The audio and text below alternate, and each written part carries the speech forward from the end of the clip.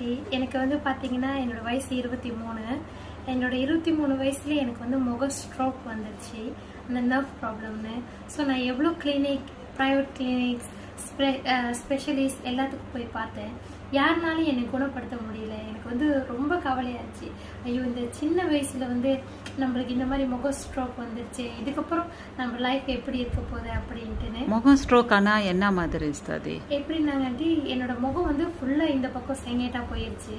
என்னால் சாப்பிட முடியாது.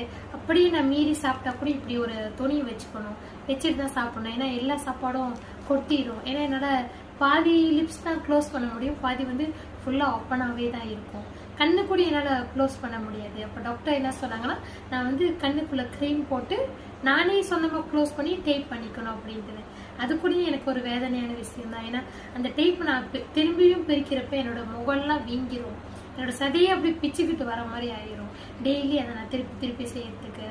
மூக்கில் கூட என்னால் மூச்சு விட முடியாது, இந்த மூக்கு சொந்தமாக எனக்கு வெளியாது. அந்த மாதிரி நிறைய பிரச்சனைகள் இருந்துச்சு ஆண்டி. எத்தனை மாதம் அந்த மாதிரி இருந்துருச்சு உங்களுக்கு? ஒரு 6 மாசத்துக்கிட்ட அப்படியே இருந்துச்சுங்க ஆண்டி.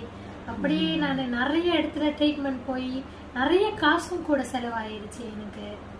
ஓகே. ஸோ அப்புறம் என்ன செஞ்சுருக்கீங்க? அதுக்கப்புறம் என்னோட சர்ச் ஃபாதர் மூலியமா பாஸ்டர் லாரன்ஸ், அவருக்கு தான் நான் ரொம்ப நன்றி சொல்லணும். அவர் தான் எனக்கு இந்த பிஆர்ஓவை வந்து இன்ட்ரடியூஸ் பண்ணி வச்சாரு.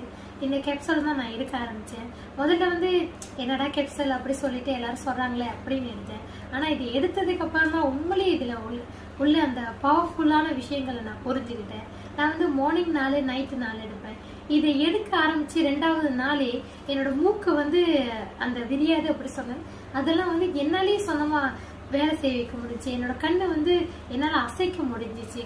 போக போக பார்த்தா என்னோட இந்த முழு முகமே நேராகி இதோ இப்போ இந்த நிலைமைக்கு வந்துச்சு. உண்மையிலேயே இந்த பிஆர்ஓக்கோ இந்த காஃபிக்கோ நான் ரொம்ப தேங்க்ஸ் சொல்லணும். அது உண்மையிலேயே என்னோட இந்த ஸ்டேட்மெண்ட் வந்து நான் என்னோட முழு மனசோட கொடுக்குறேன்.